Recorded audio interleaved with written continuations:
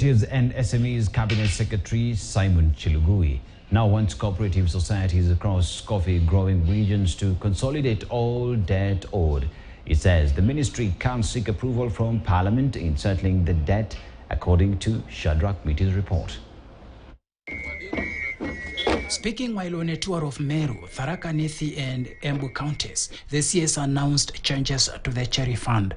Baada ya mashauriano katika wizara na sekta, tumekuja na bei ya shilingi 80 kwa kilo ya kahawa. Cooperatives and SMEs Cabinet Secretary Simon Chilugui also took time to respond on the never-ending questions and calls for the government to write off old coffee debts owed by coffee farmers and cooperatives. Niweze kujua madeni yote ni ngapi.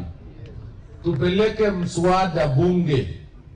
Hawa Mheshimiwa Kareke Mbiuki na Pato na Susan na Kitonga waweze kunisaidia kupitisha ndio niweze kuwaokoa wakulima wetu. Tuwe what we call minimum guarantee returns. Kwamba mimi najua kwamba nikilima kahawa sitakuja kuambiwa kwamba iko chini ya 80, kwa hivyo ile yote nimelima inaenda kwa ile 80 na inabaki na deni ya kulipa next time. The sentiments were echoed by Tharaka Nithi Governor Muthoni Njoki, who noted that the debts have been the biggest challenge and burden for farmers in the region. Ulipewa deni wakati ulikuwa na kahawa mingi. Sasa hii kahawa yako ni kidogo. Utalipa hiyo deni namna gani?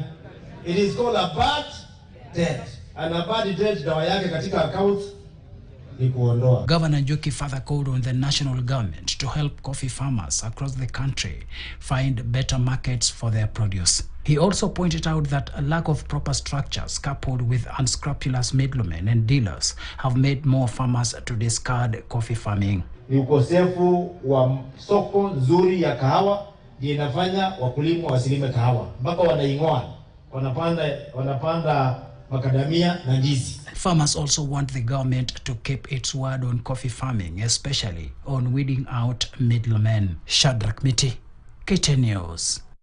The Ministry of Lands